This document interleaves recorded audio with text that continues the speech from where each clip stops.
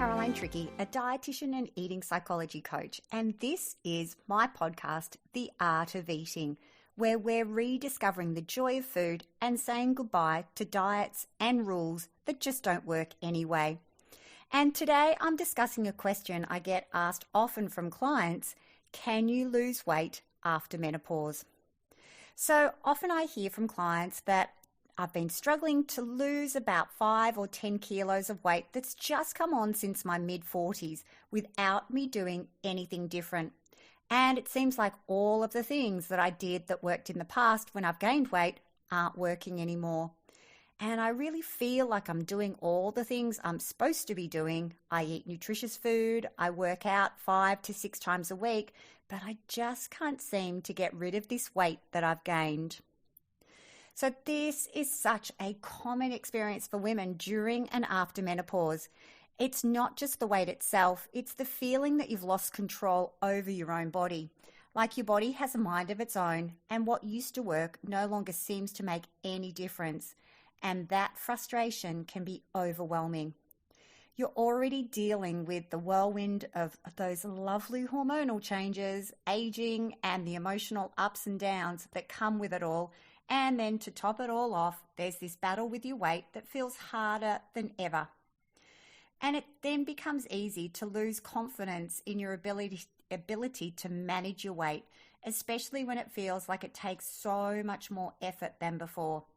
You've likely spent a lot of time and emotional energy trying to figure this all out, only to end up feeling frustrated or even mad at yourself. And honestly, I don't know what's more maddening, the weight itself or the fact that it feels like you can't do anything about it. That sense of powerlessness can just chip away at your confidence and leave you feeling stuck. So now for some good news. While menopause changes how your body works, it doesn't mean that weight loss is off the table. It's absolutely possible. You just need a different approach. One that's actually a lot more straightforward than what you might think.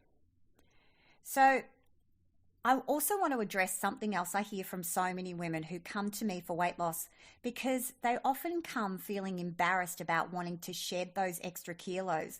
There's kind of like this societal pressure to embrace their new rounder shape and just be happy. But the truth is, many of them aren't happy with the extra weight. They feel uncomfortable and they're struggling to reconcile that. And look, I support people's right in choosing their own goals for their body without stigma or judgment. I don't push weight loss as the only approach. In fact, I don't even bring it up as a goal unless a client does. However, if someone comes to me wanting to lose weight, I'm going to help them do exactly that in a healthy and sustainable way.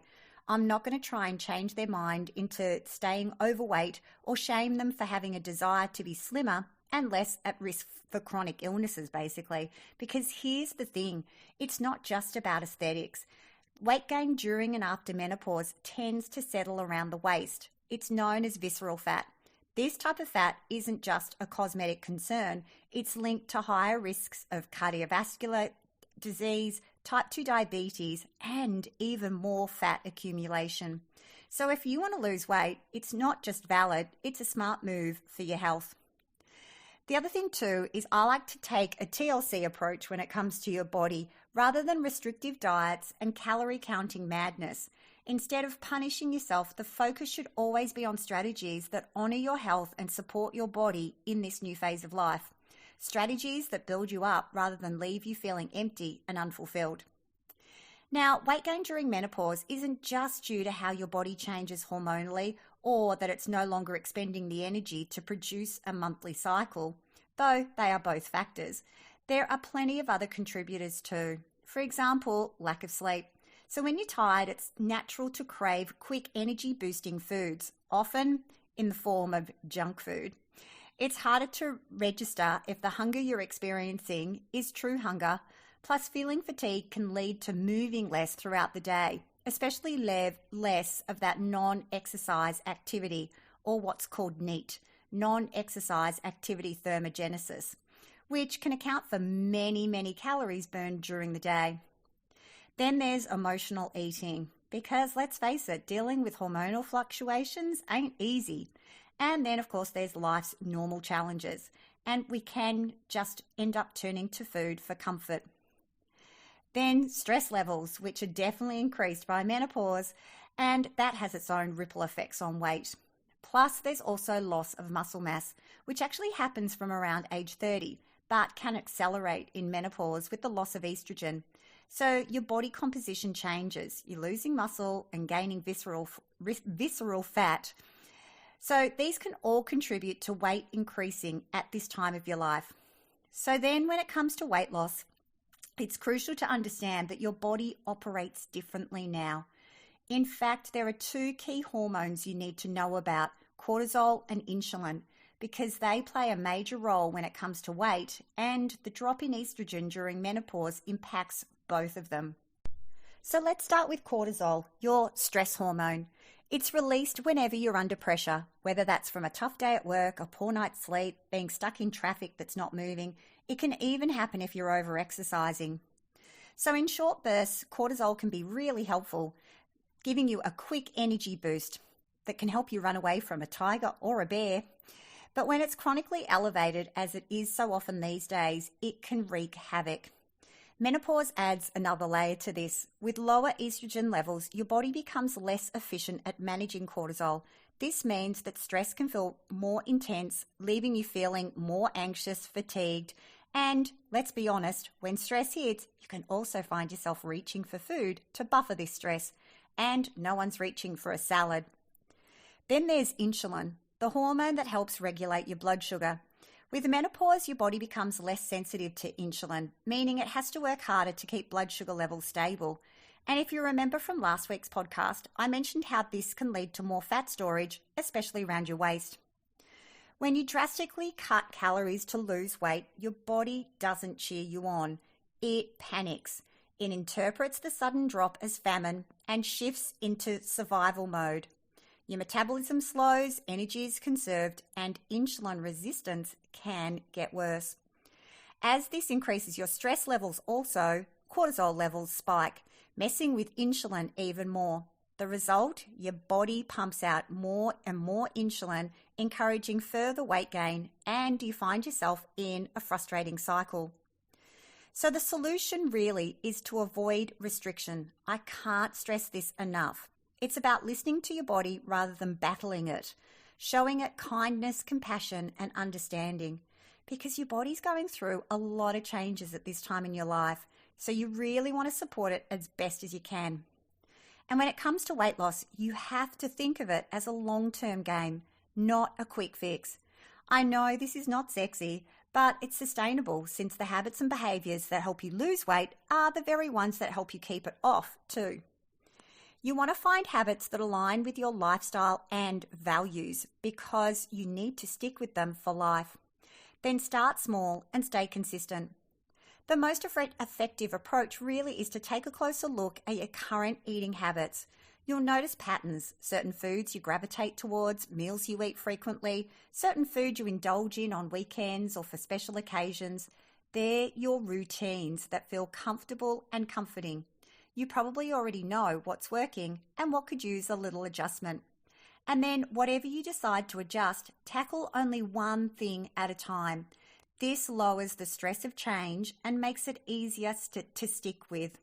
Over time, these small sustainable improvements will become second nature, and you'll be able to maintain them in all kinds of situations, no matter what life throws your way.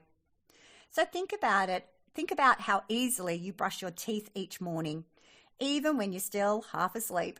Now imagine if the steps to losing weight felt just as automatic. No struggle, no willpower, no constant worry. You wouldn't stress about doing it every day, how long you could keep it up for, or what would happen when you go on holidays.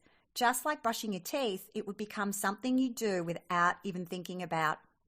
Something you're so skilled at and do without a second thought. Sound pretty good? Well, it is. And it's exactly how I navigated the challenges of menopause without gaining weight. Sure, my body has shifted its shape and how it responds to food, but I leaned on 4 core skills that have made all the difference. After all, there is no diet for menopause, so if someone claims otherwise, run very fast in the opposite direction. Instead, you need to look at and focus on what you consistently do every day.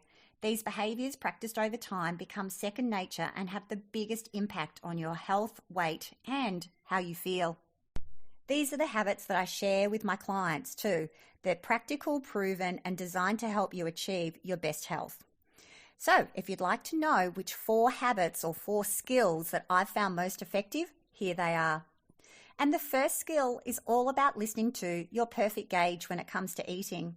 So your perfect gauge is your body's natural signals that let you know when you're hungry and when you've had enough. Think of it as your internal fuel meter, guiding you to eat just the right amount for your body's needs. When you tune into this gauge, you can let go of external rules like calorie counting or rigid portion sizes and start trusting your body to tell you when to start and stop eating. Thing is, most of us eat because it's time for lunch or dinner, because food is in front of us, because we think we should, or simply out of habit, not hunger. We often finish whatever's on our plate, whether we need it or not. Learning to listen to your body signals is a game changer. It builds trust with yourself, helping you eat what your body truly needs when it needs it. And like any skill, the more you practice, the better you get. It's a powerful tool we all need to fine-tune for lasting health. Habit 2 is all about loading up on veggies at lunch and dinner. So vegetables are nutrient powerhouses packed with vitamins, minerals, and gut-loving fiber that supports digestion and boosts your energy. Plus, they help you feel full and satisfied for longer. By making half your plate a colourful mix of veggies or salad, you're creating meals that nourish your body, taste delicious, and keep hunger at bay until your next meal. While most people manage to do this at dinner, lunch is often where the veggie intake falls short. So if your lunch could use a boost, aim to pile up on these veggies and feel the difference. Then the third skill is move like you mean it, but make it fun. So forget what you've heard about grueling workouts and feeling like you need to join a gym. If exercise feels like punishment, your brain is just going to say, no, thank you, I'll pass, and you'll struggle to get it done. Muscle really is your best friend, especially during menopause, so strength training is really good for you. But the key is to make it fun and stop stressing about burning calories. Shift your focus to how amazing it feels to move your body. The most important thing, move in ways that make you feel good, whether it's dancing, yoga, hiking, or walking. Find what lights you up and keeps you off the couch. The goal isn't to be perfect about this, it's just about keep your body moving and feeling good. And then the fourth and final skill is to stop letting stress run the show. So your tolerance to stress may be lower now, and that stress hormone cortisol can be a major player in weight gain, especially around your belly. The good news, you have the power to do something about it. I'm not just talking about sitting for hours meditating in a perfect lotus pose on top of a mountain, unless that's your thing, in which case, go for it. Simply add some stress-reducing moments into your day now. Take a walk, practice deep breathing, put your phone down or on silent, or simply say no to things that drain your energy. Managing stress doesn't have to be complicated. The more you keep stress in check, the more balanced your body will feel, which will improve your energy levels and contribute to your weight loss goals. Now, part of managing stress is getting enough sleep. Sleep is like your secret weapon for weight loss, and I can't emphasize this enough. When you get quality sleep, your body gets the time it needs to heal, repair, and recharge. When you don't, you're more likely to feel sluggish and make less than healthy food choices, which is also when the what the hell or fuck it eating tends to sneak in. So skip those late night Netflix binges and get some rest. You'll be so thankful you did when you wake up feeling refreshed and ready to take on the day. And being kind to yourself is also essential for managing stress. The way you talk to yourself has a huge impact on how you feel. Be gentle and considerate with yourself. You're at your best when you feel good. And also, it's probably a good idea to adjust expectations. Weight loss isn't impossible, but it often takes a little longer. So consistency really is key here. So don't focus on the number on the scale. Pay attention to how you feel. Are you feeling alive and energized or flat and drained? If it's the latter, ask yourself what's one small change you can make that will truly benefit you. Often for clients, it's prioritizing their sleep. So focus on that one change for at least 2 weeks so you become well skilled at it and let it become part of your routine before adding anything else. So there you have it. The real way to lose weight after menopause isn't about extreme diets or intense workouts. It's about listening to your body and working with it. Reducing stress, eating foods that truly nourish you, and moving in ways that make you feel strong and energized. So that's what I have for you this week. Thank you so much for tuning into The Art of Eating. If you enjoyed this episode, make sure to subscribe, rate, and leave a review. And if you want to get in touch or grab your spot in my 5-day Eat Consciously free challenge that will help you feel more connected to your body, your food, and your fabulous self, head over to my website, carolinetricky.com. Thank you so much for listening today. And remember, food is meant to be enjoyed, not feared. See you next time on The Art of Eating.